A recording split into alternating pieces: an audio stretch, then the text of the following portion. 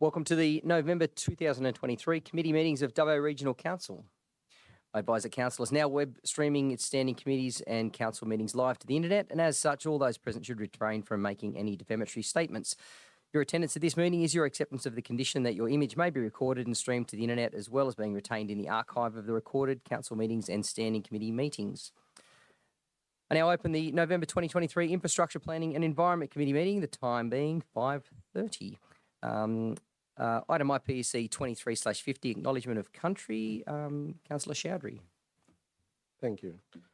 I'd like to acknowledge the Wiradjuri people who are the traditional custodian of the land.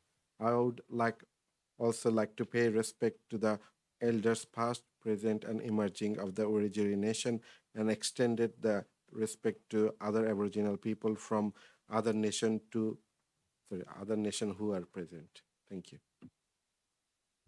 Thank you, Councillor Chowdhury.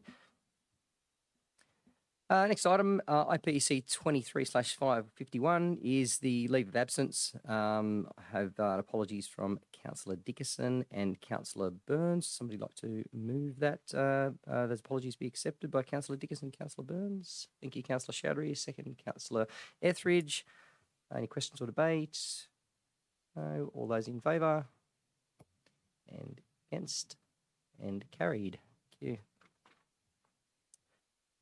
IPC 23/52, conflicts of interest. Do we have any conflicts of interest to declare for the Infrastructure Planning and Environment Committee meeting?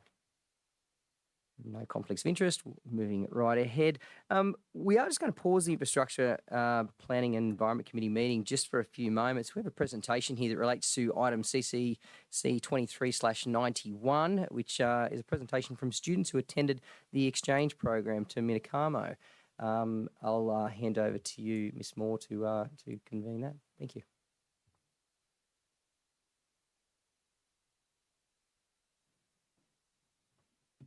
Hi everyone, my name is Jim and this is Abby, and we are two of the students that went on the Minakamo exchange program set up by you guys, and we're going to be presenting you today everything that we did and went through and experienced.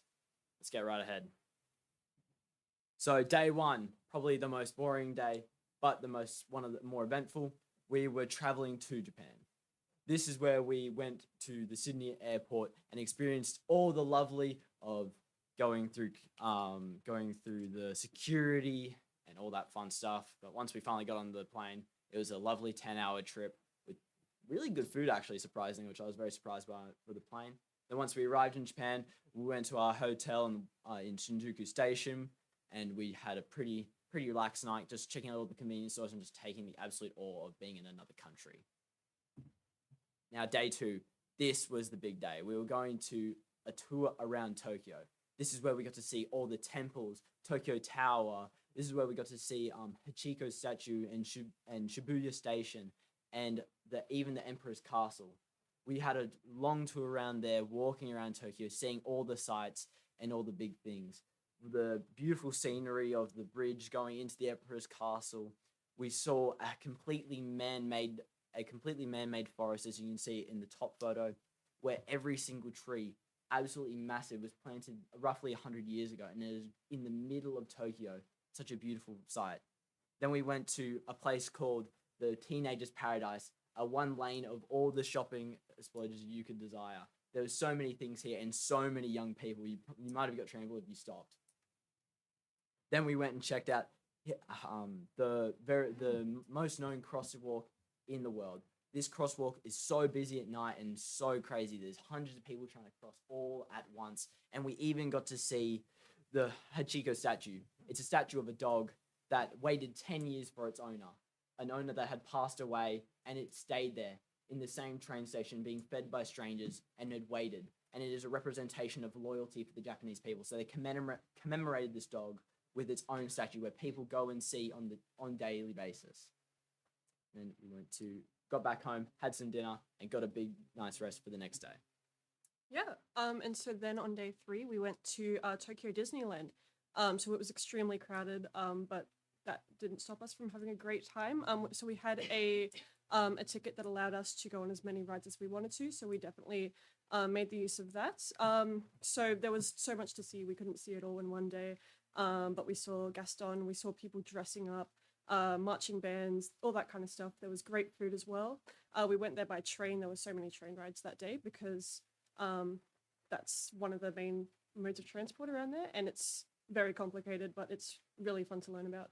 And then on that night, we also got a free dinner night, which is when we got to essentially go on our own and explore the streets of Tokyo, and then get a taste of what daily life is like in Tokyo and what people usually eat when they're just going out and about. And that was really great. Yeah, and so we took a bullet train to Minakamo, and then we passed Mount Fuji on the way, so we got a beautiful view of that, as you can see in that photo. We went to the Minakamo City Hall and got a basic tour of what goes on in there and how that usually functions. We also got to meet our host families. So some of us, we'd already met our host siblings as they'd come over to us, but we hadn't met our host parents or other siblings that were in that family. So that was really lovely getting to meet those people and meeting the people that we were going to spend the next few days with. And they were all just so lovely and welcoming. And then we spent our first night with our host families, and I know that everyone had a really great experience with that.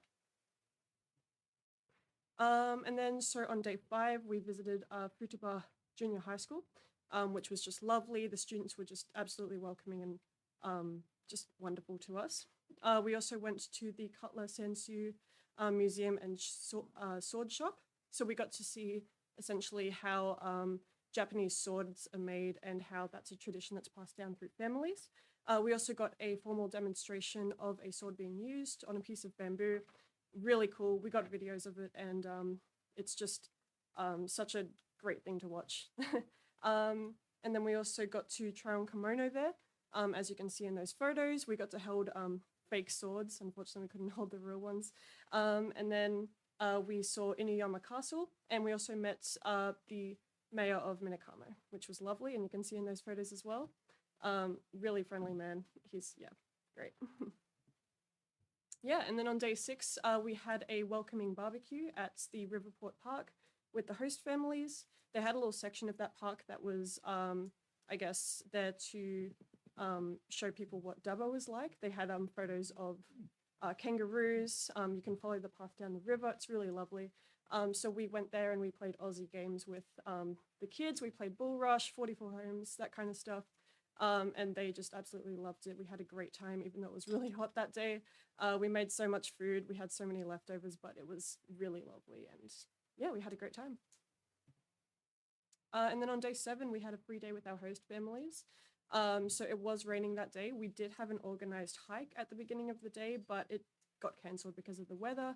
But that didn't stop us from having our own amazing times with our families. I know that some people did end up going on hikes. Some people saw roller coasters. I went to this animal park that had all these different aquatic animals.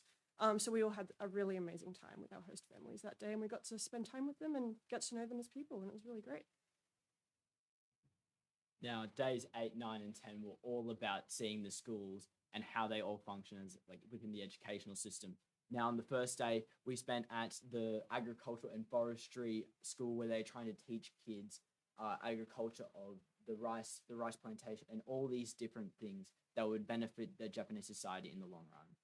Then, once we got to the second and third day, this is where we got to spend at the Kamo High School. We were given buddies, or if we were with our host families, we would spend the day with them, going from classes and seeing everyone and seeing how they run their school. It's a really interesting way. You were in one classroom for the entire day, for 7 periods from the morning to the afternoon.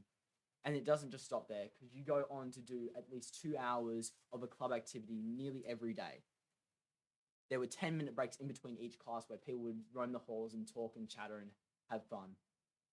And when we got to these club activities, it was absolutely insane. There were things like, as you can see here, archery. And we learned here that this traditional archery, it takes about 3 months of training before you're even allowed to handle a bow.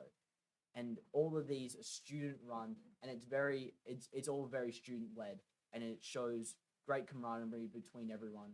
And it was a really, really cool experience to see how everyone interacts with each other on a daily basis at school.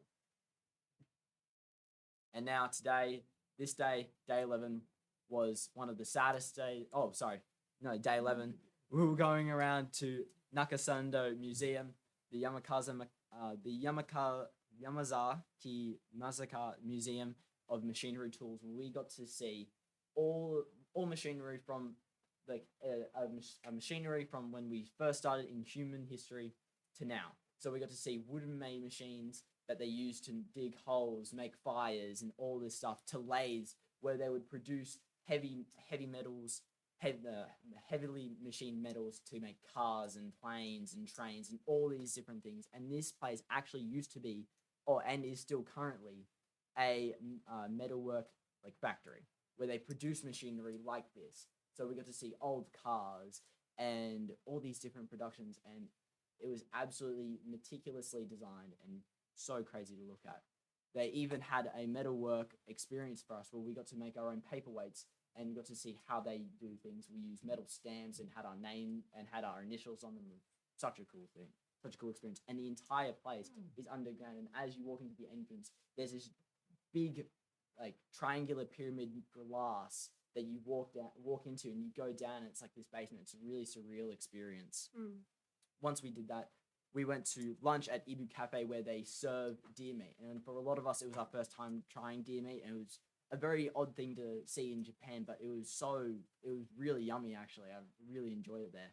Then this was a really fun one. One of the things that we did to end off the main part of the day was going to the Shogun Temple, where we got to meet the Zen temple master and all of the people that run the temple. Absolutely, you go up into this beautiful mountain scenery with trees everywhere, and it is dead silent. You could hear a pin drop from about 50 meters away. Like this, it was dead silent and absolutely surreal and beautiful. We even got to have a 10-minute meditation session with the Zen master who runs the entire temple. He told us what it was for. He had famous people come to him, and they had meditated with him as well. We even made it into the local newspaper for representing Dubbo and being with the Zen and having this experience. Then this was our farewell party, where we got to see all the other host families, see everyone, people dressed up in komodos, and we even performed traditional Australian songs like "Home Among the Gum Trees" and "We Are Australian. Yeah, we are Australian." A very cool experience, seeing everyone together, chatting, laughing, like we had known them for 5 years. It was so surreal. And then the saddest day, was our farewell day, where we all met up at the Minakamo station, and sadly had to say goodbye to our families, the people that we've been staying with for the last week and had looked after us and been so hospitable.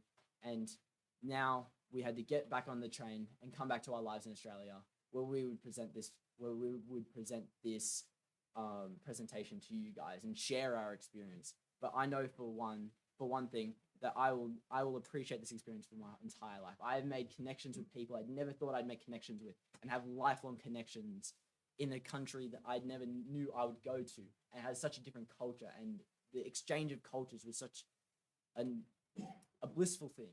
I don't know. I don't even have the words for it. It was just something else, really. Everybody that I speak to who has visited Japan before, I know that they always say that they'd love to go back.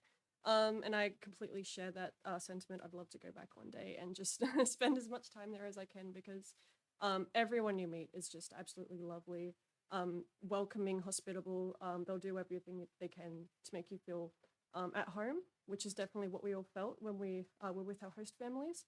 And we really kind of left part of our family behind when we left, because these people, it just became such a close bond, and we really appreciated them for everything that they gave us. And I know that I still keep in contact with my host sister. I don't know about you guys, but it's something that has it's persevered through even after the trip, which is just really special, I think. So thank you for sending us there. We had such a great time. Yeah. Thank you. Thank you very, very much. And before you go away, I'm going to put it out to councillors, actually, if they've got any questions or anything they'd like to ask while you're both there. Thank you very much for that, by the way.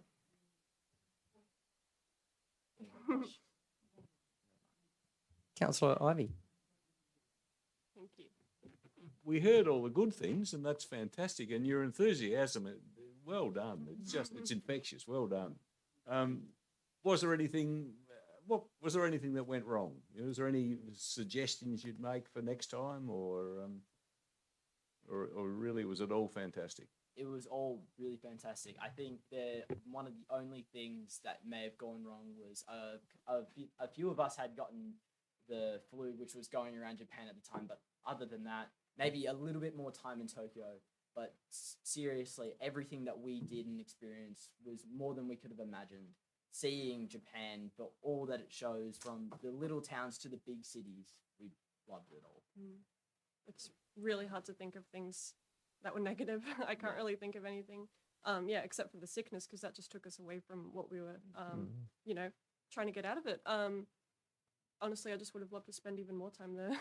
2 weeks just wasn't enough. But yeah, it was honestly amazing every step of the way, and there wasn't any bad day or any bad experience. Yeah. Congratulations, well done. Any other councillors have any questions or comments to make? I'll make a short comment. I actually ran into Kim Rice Harland and Stuart Harland. Congratulations and thank you for hosting or chaperoning the students on the way over there. And I ran into them at the airport in Sydney on the day we were all heading back, and whilst looking extremely exhausted, they I think they just talked at a million miles an hour about how amazing the trip was, how amazing the people and the culture and the whole experience is for the students and even for themselves to be able to accompany you there. So and they didn't have any bad words about behavioural issues, but they did mention the flu, which was obviously a bit of a downer. So, but well done and congratulations. I think there's some good comments there. I know there's a couple of the councillors that are half interested in maybe heading over to the Sister City visit early in next year. So maybe they might get a bit motivated as well after hearing all that from you both. So congratulations and well done, and thanks for presenting that today as well. Thank you. Thank you so much.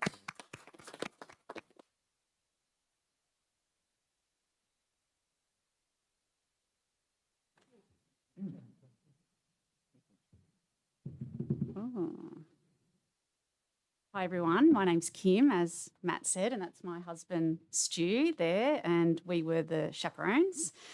We have 3 adult children, we're empty nesters, and I thought, yes, we have the skills to supervise 10 teenagers on the other side of the equator in Japan. So we took Yusuf, Jim, Noah, Brenton, Abby, Maddie, Imogen, Lucy, Elizabeth and Jess. I want to say a big thank you so much to Daisy and Dubbo City Council for organising this really special exchange program. We really enjoyed the cultural lessons provided by Ben Palmer and Daisy. So leading up to the trip, we spent every Tuesday for 4 weeks for 2 hours learning about Japanese culture, and it was really, I found that very useful going to Japan. Look, Minakamo, I just keep on raving about it. It's such a beautiful city. We really enjoyed learning about the history, the geography, the spiritual and the industrial aspects of Minakamo. Our host families were so kind. They really opened up their homes and their hearts to accommodate us all. Stu and I, we really enjoyed visiting the schools. Like, that just blew me away. The students and staff, they were so welcoming with gorgeous smiling faces. You know, we were able to participate in class. Like, I played softball, we did science experiments, and we learned about social studies in Japanese. It was so much fun. One interesting aspect was the changing of footwear. So at school, you got your outdoor shoes, your indoor shoes, your toilet shoes, your sports shoes. It's just such a totally unique aspect of Japanese school life. They say Disneyland is the happiest place on earth, but I sort of have to disagree now. I really believe Minakamo is the happiest place on earth. I've talked to so many Dubbo residents who've travelled to Minakamo as part of the Sister City Exchange program, and they all report it's the best experience of your life, and I now have to agree. And we look forward to visiting Minakamo again soon and continuing our friendship with Minakamo residents and with Daisy in Dubbo. So I'm just going to flick through. Hopefully I've got the knack, some photos. How does this work, Daisy? Sorry, I've got a Mac, so this is...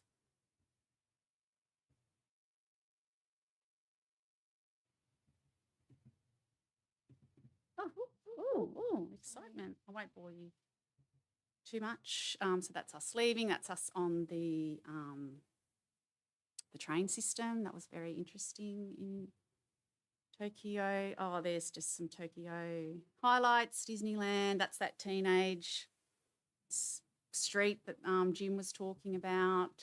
That's me in the classroom. Now, the one in the corner there, that's my pillow that I slept on in the host family. It's sort of like a bag of, what would you call it, Stu? Wheat or something? Rice or something. So I thought Stu had a pillow like that too. And so after the third night, I said to him, "Oh, how are you going with this pillow?" Because I hadn't heard him complain at all. And he goes, "Oh, my pillow's great." And I looked over and he had this fluffy European pillow, and that was my pillow. But actually, I really liked that pillow in the end. I was sort of a bit sad to say goodbye to it. That's meeting the mayor. I was totally like starstruck with the mayor. He was so handsome, so lovely. We now are friends on Instagram, and I like all his things and he likes all my things. That's Stu and I with the sword system. That's the river system in Minakama. Like, it's a really big river. It's a beautiful river and they have beautiful pathways, you know, so there's lots of sort of similarities with Minakama and Dubbo. Oh, the Dubbo sign. I laugh. I sent that sign to the relatives. That's in that river park, the Dubbo sign. And my relative, she's a bit silly sometimes. She thought I'd like packed up that sign in my suitcase and had brought it to Minakamo for photos. And I go, no, that lives in Minakamo, that sign. There's Stu with our host family, Toshino. He was such a cool people. Stu cooking the barbie in the top corner. Yeah, so you go out for dinner and you sit on the floor. Like, I just found that so enjoyable. Not so enjoyable for the knees. My big dream was to go to Parkrun in Japan. And so I just mentioned to my host family, I want to go to Parkrun. And they're like, what's Parkrun? So fortunately, you can look up Parkrun and in Japanese send it to them and say, register for this. So they looked at it, registered, happy days, drove us an hour to get there. Stu's never done Parkrun in his life. He did Parkrun. He told me he's only ever going to do it internationally, so I can't get him to go to the one in Dubbo. We really enjoyed our host families. We had a lot of fun. That's Stu giving a geography lesson at school. That's their very steep stairways in the homes. Like, it's like, whoa, I just found that, you know, but they're in their 60s, our host parents, they just whizzed down there like it was nothing. That's my host's mum holding a pear, like, you know, pears around in Japan. Does anyone, I know a lot of Dubbo councillors have met Yumi. Have you met Yumi? Yeah. So Yumi was great, wasn't she? She really looked after us and took us around Minakamo. So, you know, I hear councillors are thinking about going next year. Like, Yumi is just so invaluable. Her English is excellent and she'll really look after you. And that was saying goodbye to my host family. So that picture there is like all the gifts we received. Like, they're just so generous people. They just cannot stop giving you gifts. Yeah, so we just love Minakamo. It's great. And thank you very, very much for allowing us to go. Thank you very much, Kim. Thank you for that. And yes, I'm happy. There is a report in the Culture and Community Committee meeting in a little while, so I'm sure we'll hear a little bit more about that. So thank you all very, very much. So we will unpause the Infrastructure Planning and Environment Committee meeting, and we will move forward now with item IPC 23/53, new Dubbo Bridge update. Can I please have someone move the recommendation of the report? Just noting that Kim and Stu, if you need to leave with your students, you're more welcome to do so. Thank you very much. As riveting as this will be over the next hour and a half.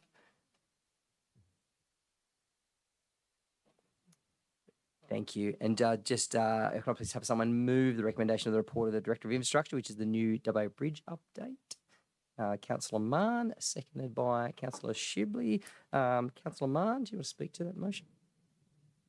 I know, thanks, Councillor Ryder. I think it's fairly self-explanatory. A couple of questions we did ask. I might go to that. Sorry, that was questions, Councillor Mann? Yeah, did you want me to ask questions now? Or? Yes, Yeah, certainly. okay.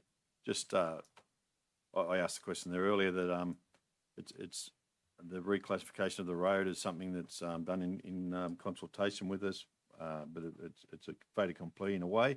But there's a reason that I believe there's good reasons for us to go with the recommendation. Certainly through to you, Mr. Ryan. Thank you. Thank you, Mr. Chair. Yes, there's a process in the naming of bridges, so it sits outside of the Geographical Names Board. However, generally the process for naming a bridge does follow the principles of the Geographical Names Board. So local government is responsible for the naming of bridges other than on freeways. So anything that's a state road, local road, regional road, but not a freeway, council has that responsibility to, no, not the responsibility, but other agency that performs the naming of the bridge. In this case, Transport have offered to do the consultation part on behalf of council, and they'll present names from that consultation process to council. Then council will make that decision on the nomination of a bridge name that will then go back to Transport for New South Wales for approval.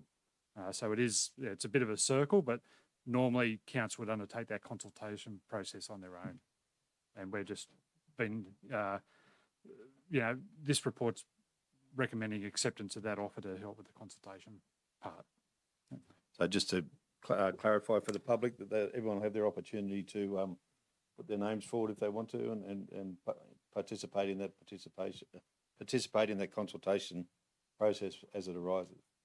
Yes, that's correct. So through you, Mr. Chair, that will definitely go out for public consultation.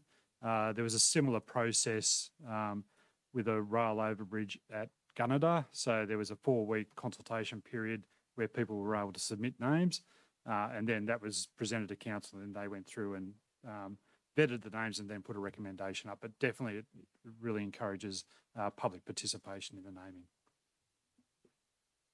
Councillor Wells. Thank you, Mr. Chair. Well, I just wanted to say that I think it's a great idea that they're going to go to public consultation, and I'm really hoping that there'll be consideration for there to be a traditional custodian name that go into the mix of the names that they'll potentially select from. So it's really great that the community get the opportunity to name the bridge.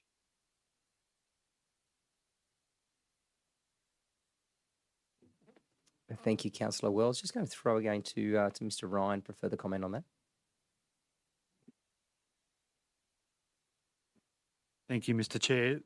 Definitely the Geographical Names Board encourage the naming of places with Aboriginal names, particularly if they haven't got an assigned geographical name, so such as a bridge. And certainly in the letter that came through from Transport, it was acknowledging that they would have a preference for an Aboriginal name for the bridge. Very good. Thanks, Mr. Ryan. Any further comments or questions with respect to that matter?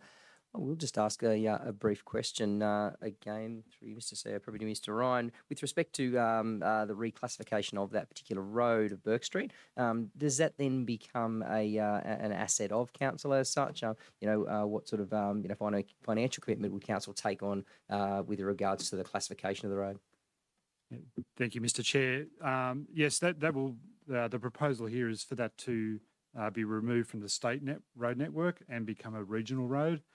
Regional roads are the responsibility of council, and with that, there's also the opportunity for additional funding through the block grant that we have, it's a bit of a weird formula, but essentially it looks at length of road that governs part of that contribution. So that will remove some of the state network, come over to council as regional, and the section that will run from River Street back through to Thompson Street will be classed as the state network as the new highway. Certainly, thank you. Councillor Mann, right of reply? We'll put that motion. All those in favour? Against? Carried.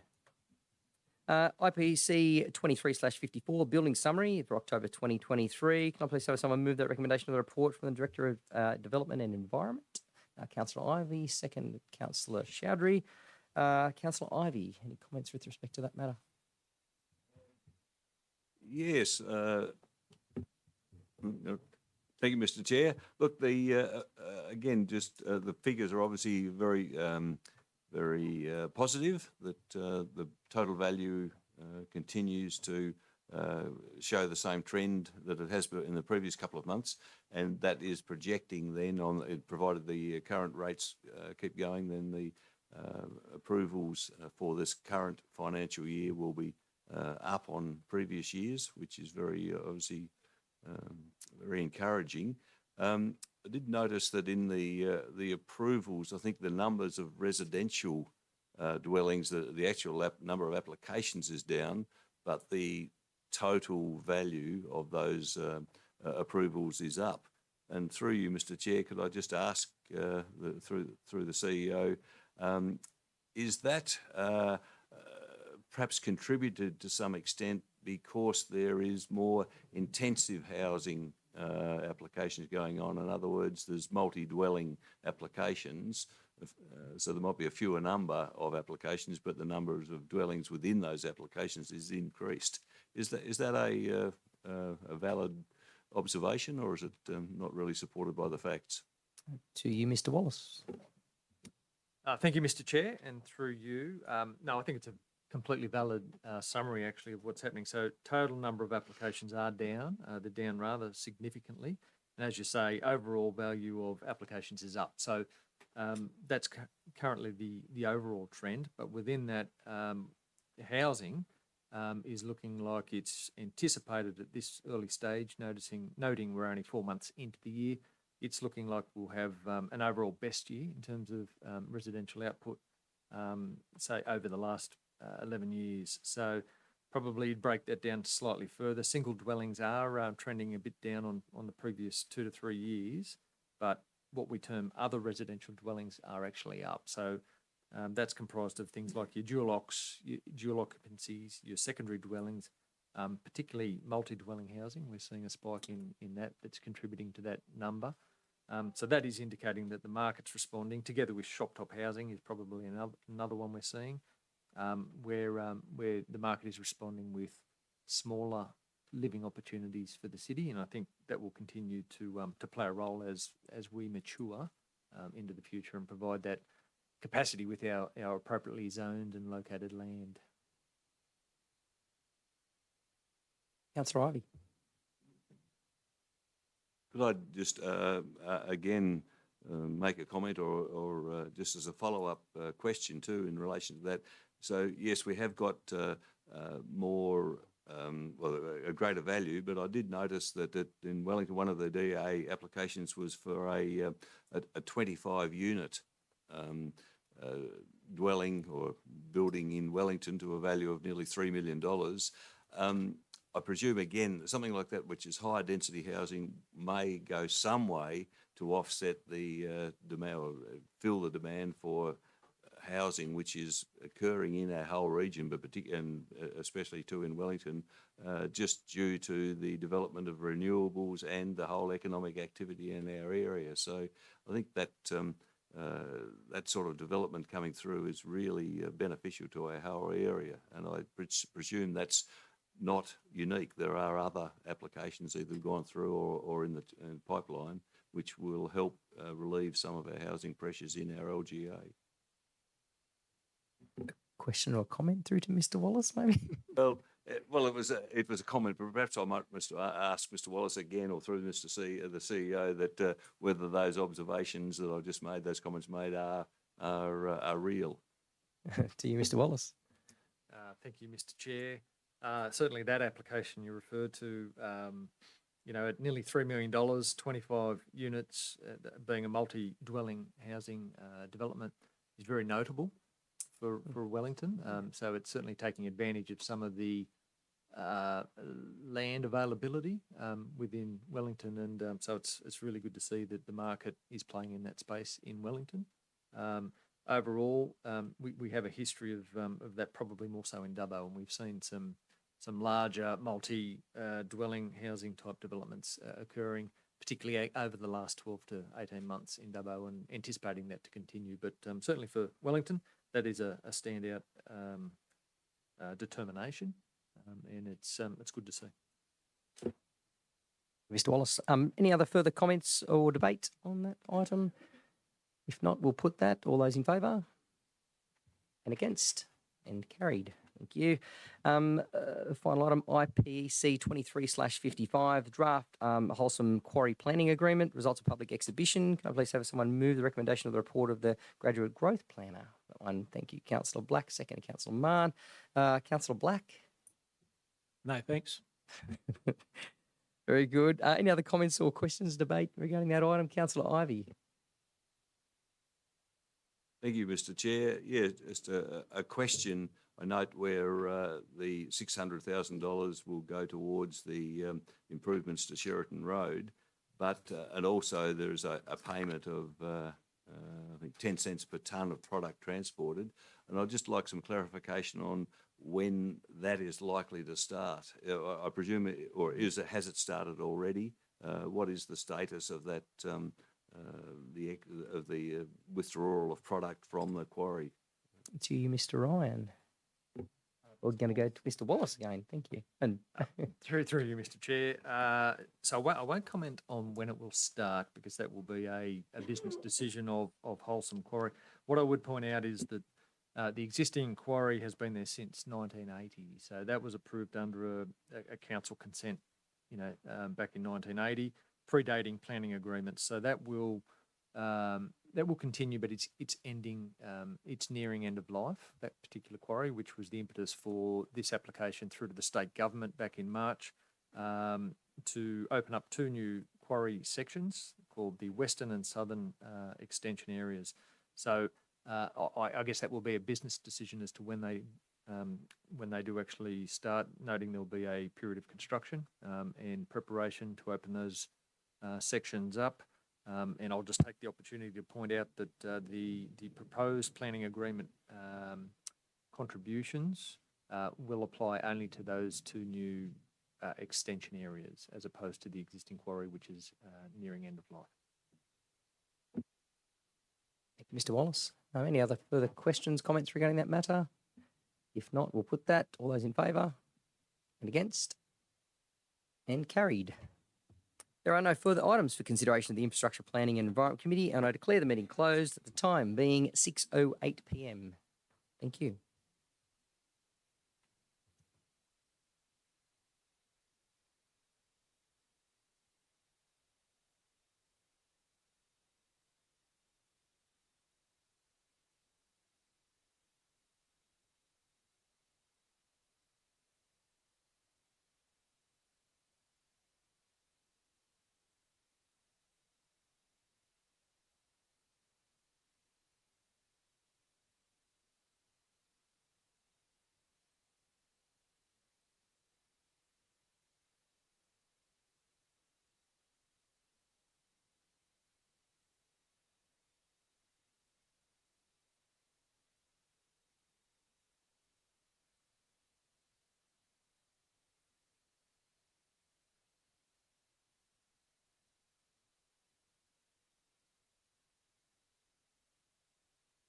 November 2020.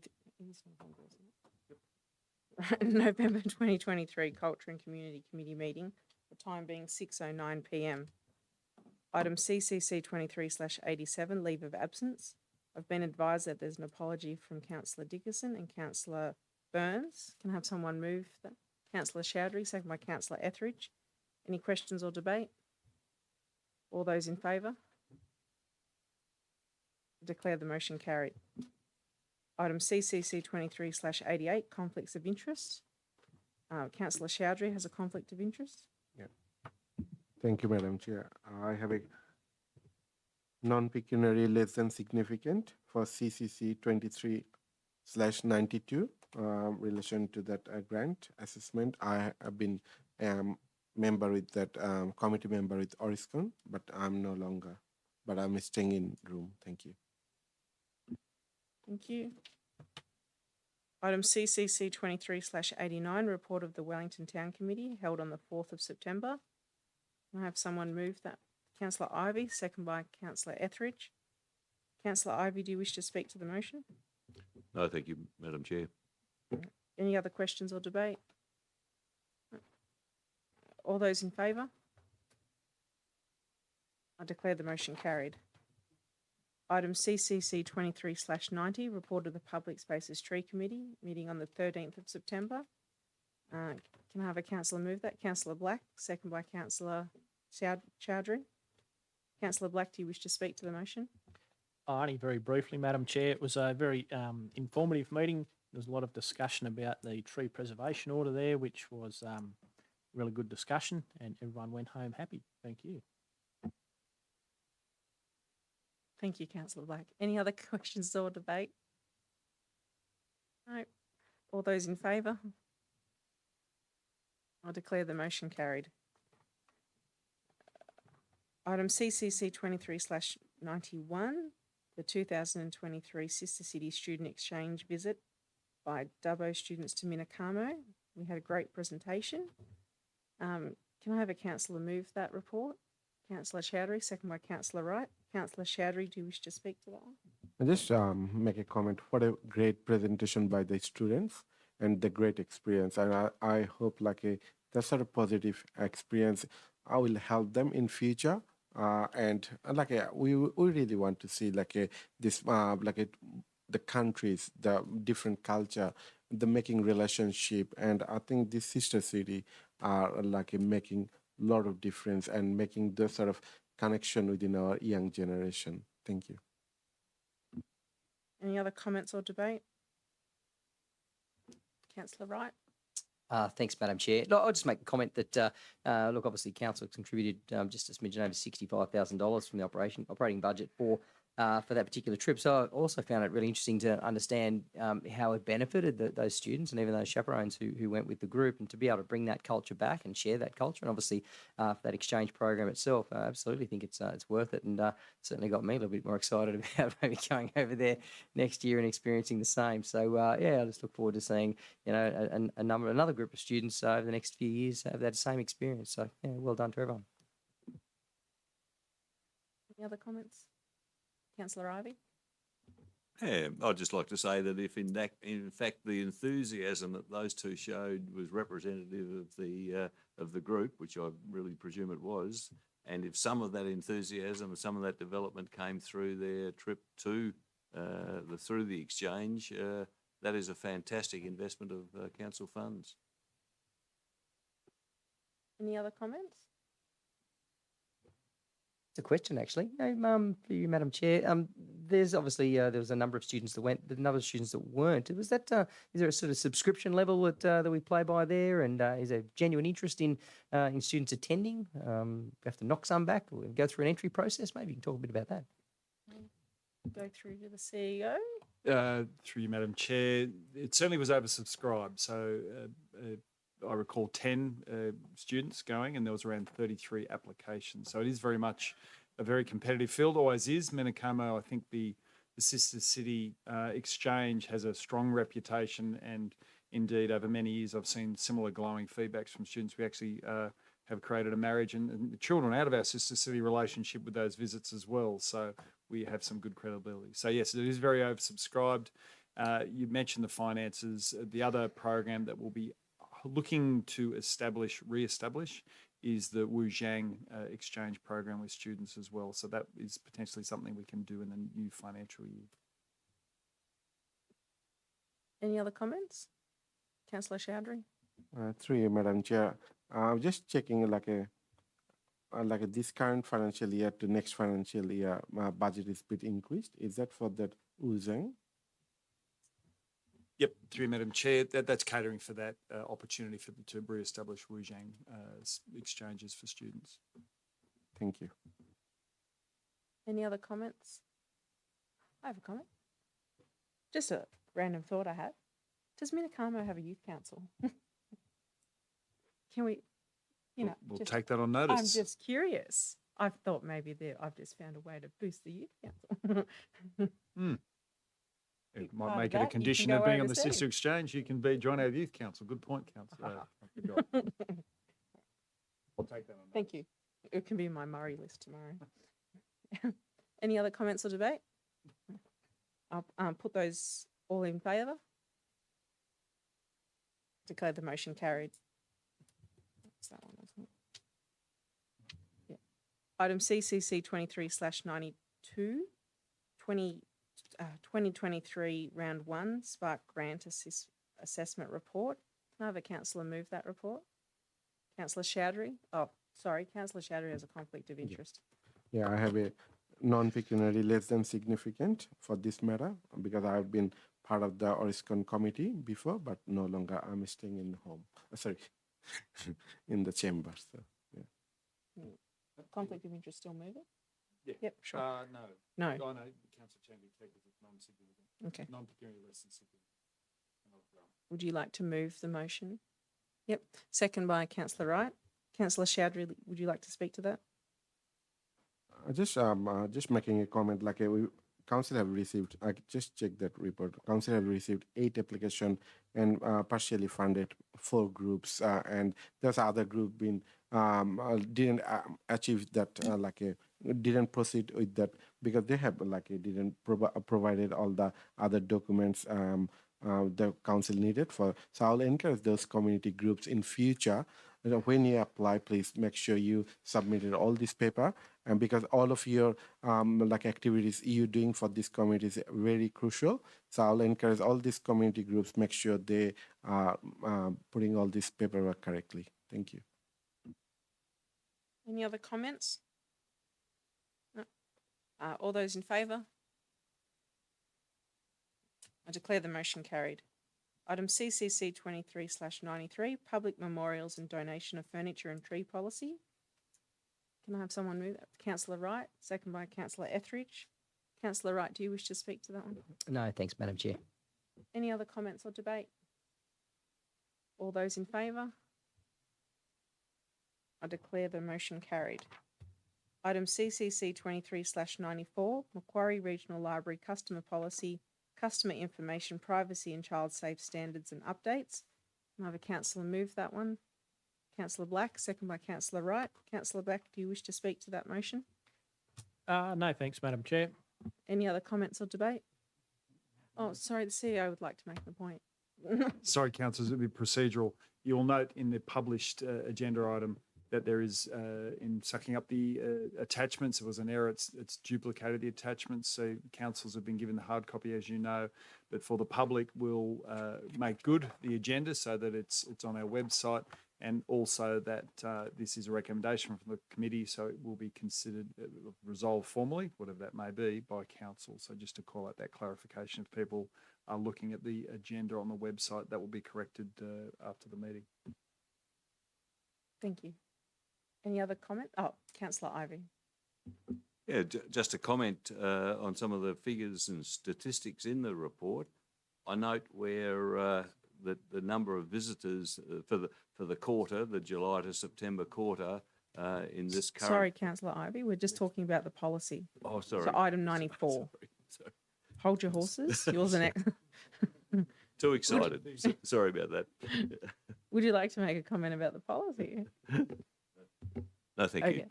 Any other comments or discussion? All those in favour?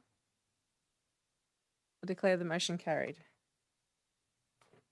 Items CCC 23/94, Macquarie Regional Library Performance Report, July to September. Can I have a councillor move that one? Councillor Wright, second by Councillor Mann.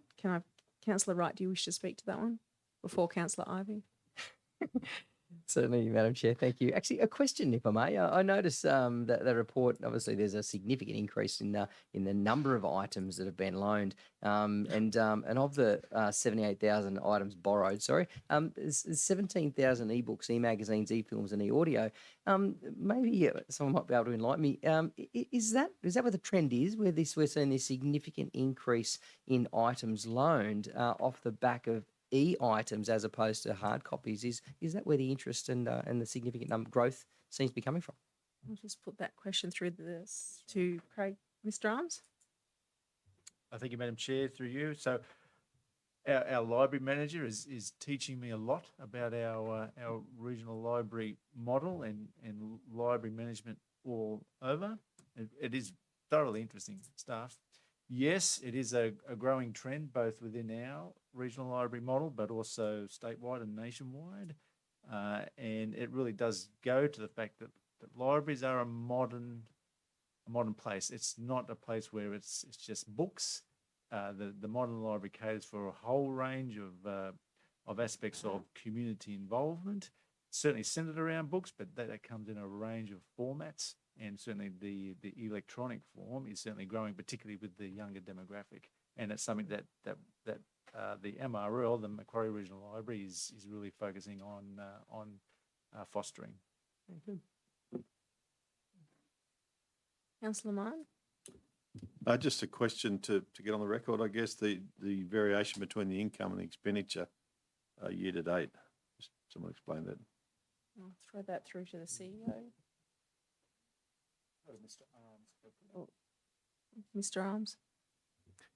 Yeah, so I think that's what the manager was referring to earlier. So they had their quarterly figures now, but the expense reports are based on an annual figure, but the numbers there are based on quarterly numbers. So as we move through the year, you'll find those numbers are evening out.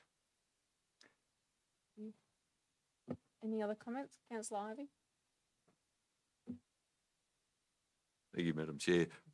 Just again, a comment on the number of visitors for the quarter, 52,000 compared to 42,000. My maths, that's about a 25% increase, which is quite incredible. Just perhaps a question, is that a sustainable trend, or was it a fact that perhaps last year, did we have some carryover from COVID effects, or what's the reason for that? As I say, a very 25% increase is a major jump. I'll throw that through to Mr. Arms. Thank you, Madam Chair. Yes, I think we're getting back to a more post-COVID environment. Sorry, a more pre-COVID environment, if you like. We're returning to normal.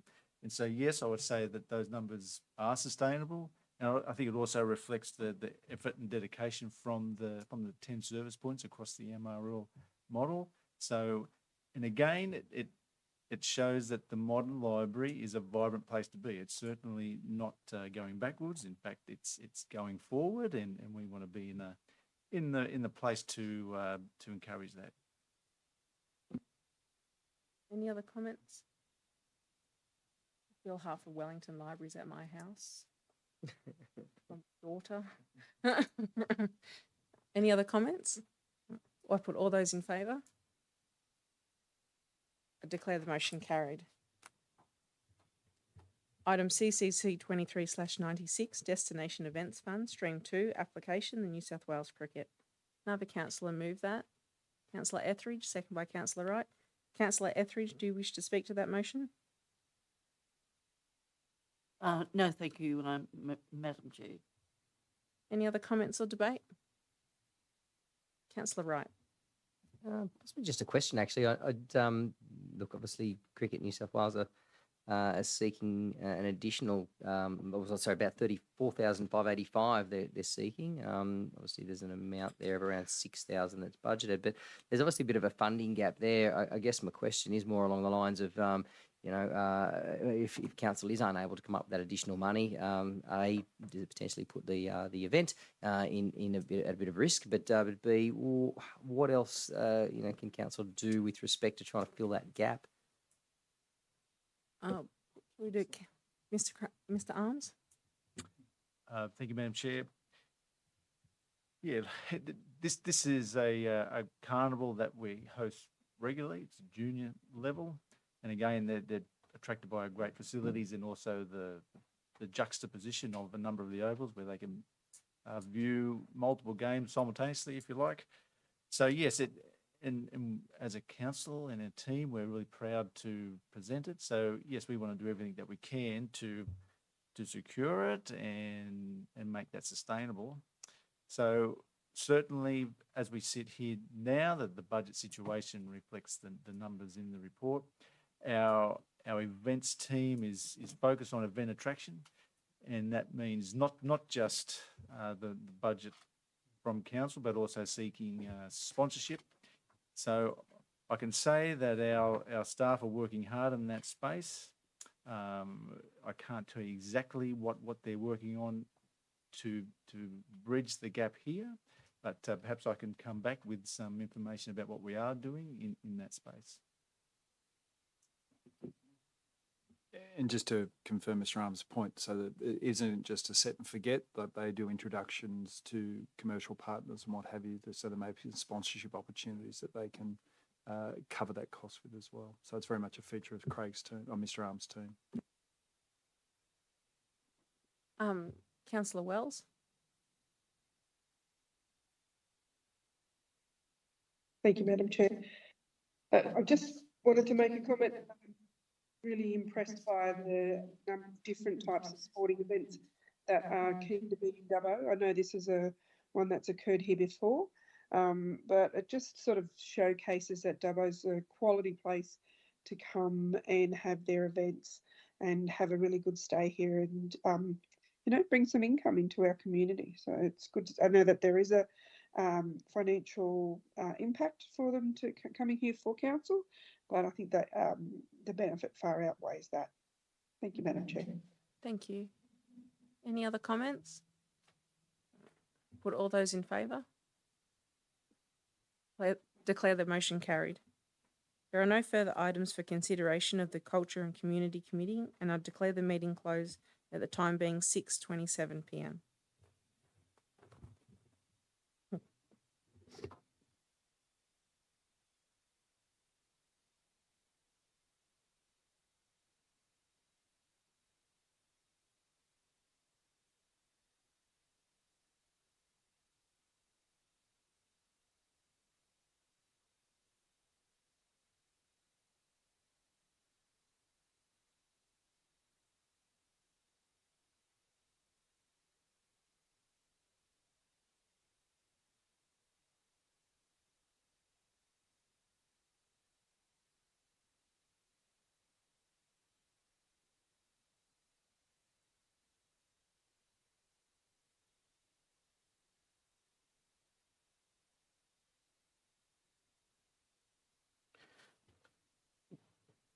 Good evening. I now open the November 2023 Corporate Service Committee meeting, the time being now 6:28 p.m.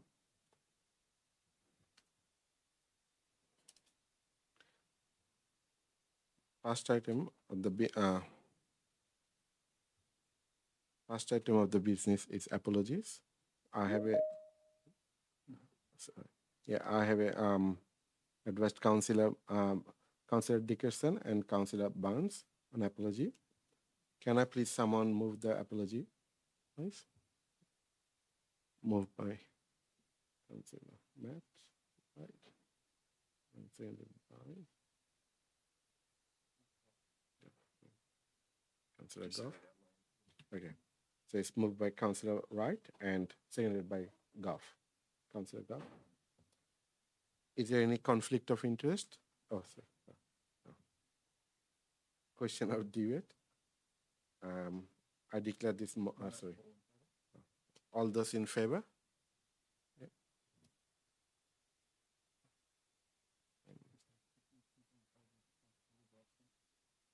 Councillor Chris?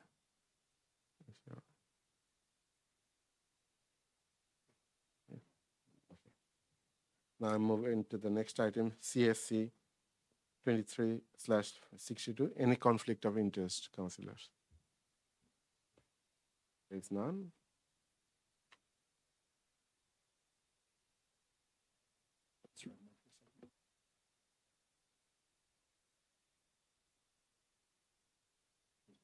Okay, I'll pass it to the CEO.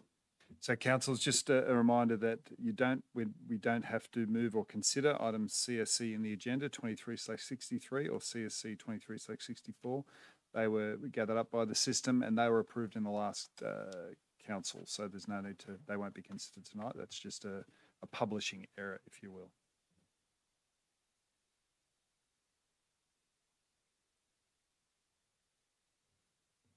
I'm now going to the next item, CSC 23/65, Independent Financial Sustainability Review. Can I please have someone move the recommendation of the report of the Director Organizational Performance, please? Can I just, Thank you, Mr. Chair. Look, I note there's a couple of items in that particular one, and I'd like to move a motion, if I can, that being one, that the council determine that the considerations of a Councillor special Wright, do you want something prepared? rate variation be, and I was going to read straight off the thing.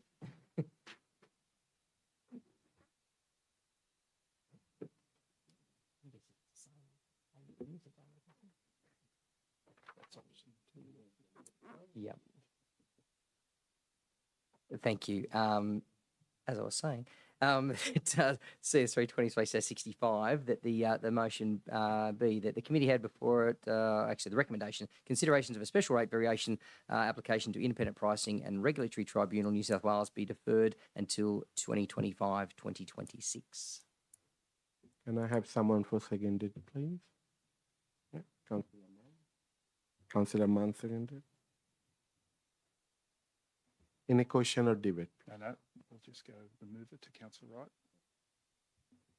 You want to speak for the motion, Councillor Wright? Thanks, Councillor Chowdhury, Mr. Chair. Look, I know there's been a fair bit of community angst with respect to this particular item, and councillors and council are very much well aware that things are a little bit tight at the moment with the cost of living pressures and certainly with interest rates the way they are.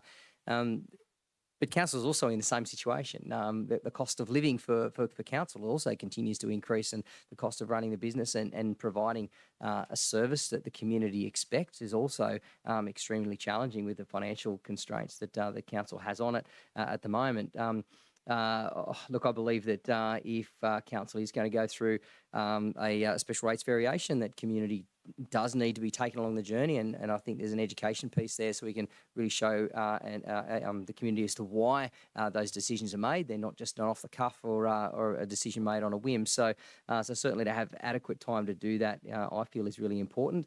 I think by maybe call it rushing a decision now may well mean that we don't have sufficient time as a council to go to community and have that discussion. So understanding some dates that of a deadline of around the 5th of February leaves a very, very small time frame for council to have some genuine conversations with community and some and genuine education piece around that decision. So look, subsequently, I believe that future council is going to have to make some tough decisions, and I'm sure this item will come up again next year. And by deferring this for 12 months, there's obviously a substantial amount of modelling that's been done by AEC, and it's a very detailed report. And I'm sure that anyone who's read it would be probably a little bit blown away or bamboozled by it. There's a lot of terminology and jargon in there, but nevertheless, it does indicate that council does need to make some decisions around revenue, but it does indicate that council can hold off for 12 months before making that decision. So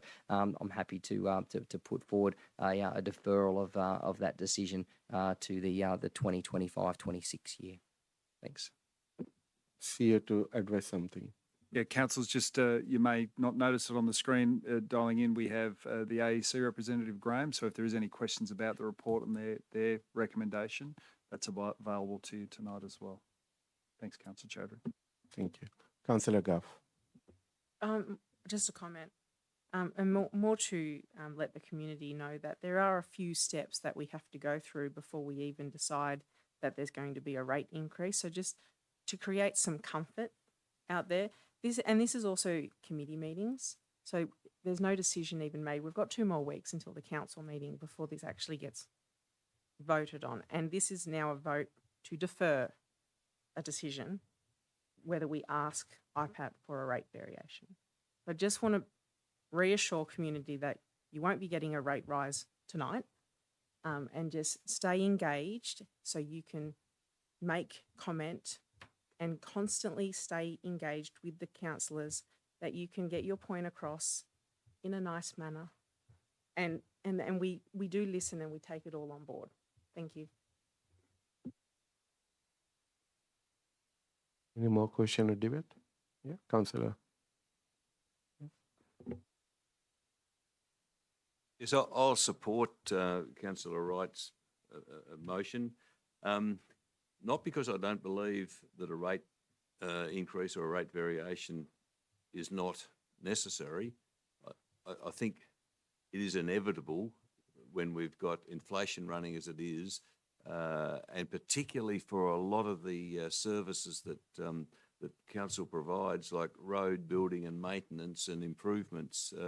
The rate of inflation on those inputs into those products is much greater than the published rate of inflation. So, if we are to continue to maintain a real level of services to the community, I'm sure that we are going to have a rate of increase above inflation. I don't think it's the right answer to say, look, we've got cost pressures and therefore we are going to reduce services. I mean, reducing services is a real reduction in the benefit that we provide the community, and that shouldn't be what we should be looking at. Sure, we should be looking at ways we can improve efficiencies. We've got to do things much more efficiently. But to say that we haven't got the money and therefore we're going to cut out this service, that's a very negative and not the sort of thing that we as a council should be looking at. Rather than cutting services, we should be looking at ways of increasing revenue. As I say, with that caveat that yes, we do have to also improve efficiency. So I will vote in favour of Councillor Wright's amendment or his amended motion, but not for the reason I don't think that we as a council should at some stage increase rates by a special rate variation. I think we will have to do that, but let's just buy a little bit more time to work out exactly how much that rate increase should be, and to then bring the community on board with the reasons why we need to do that, and to hopefully gain their support for that particular eventuality. Councillor Wells. Well, thank you, Mr. Chair. Look, I'm happy also to support the motion, the change in motion, and for a number of reasons similar to what's already been mentioned. But I think the opportunity to engage community and do thorough consultation is really important, and for community to be involved and aware of what the changes are, how they're to be proposed. It's important that they get to have their voice around what that's going to look like in the future. Absolutely, we know that there is always going to be a need for rates with the changing environment and the increased cost of living, but it's also important that we engage the community that pay the rates as well. Thank you, Mr. Chair. Thank you. Councillor Wright. Thank you, Mr. Chair. Just a question, actually. Maybe just a point of clarity for the community. We're talking about a special rates variation here, which is an amount over and above the rate peg.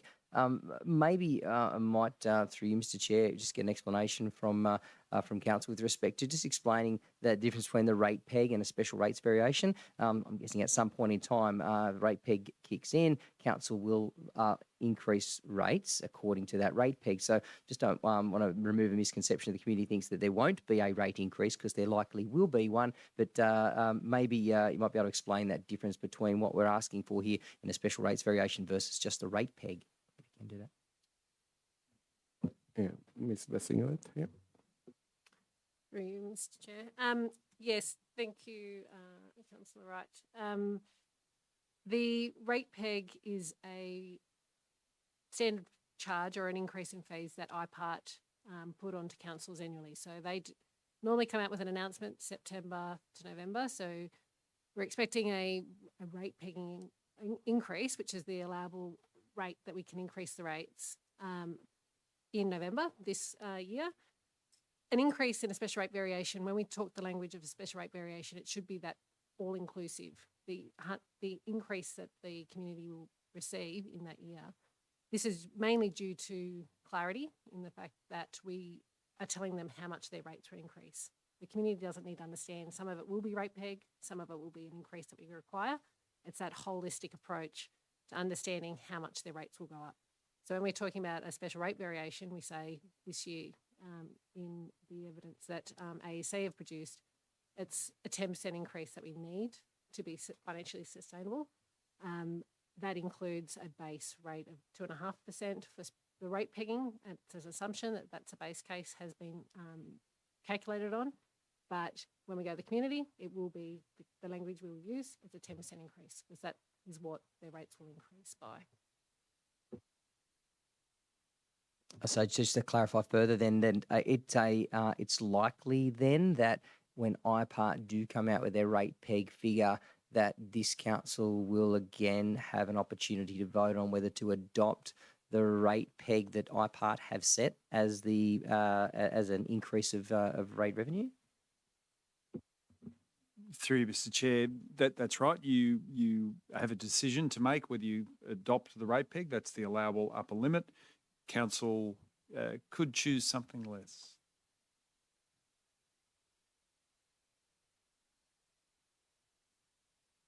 Councillor Ivey.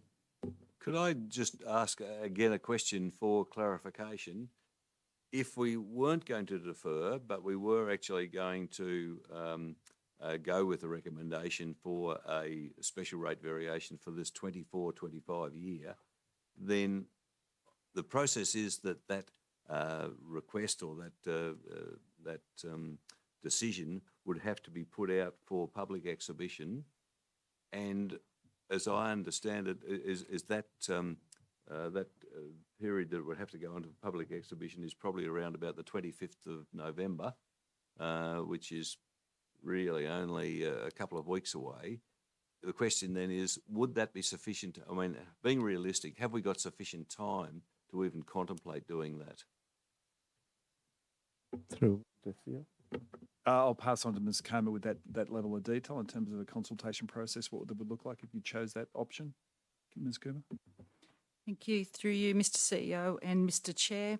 The engagement program would be very tight. Staff are prepared to undertake that work. The timeline would look, as you mentioned, from the 25th of November, the exhibition and consultation process would start. There would be a break of the 2-week Christmas period, and then we would look at that exhibition closing on the 16th of January. Now, of course, when we do other consultation periods, they might be of similar weeks, but they're certainly not to the scale that's required to inform and educate the community on the financial position, but also in relation to the options that are available, but also throw into the mix that this is over the Christmas period and where people's headspaces are. That certainly raises concerns on our ability to get great traction with community through that process.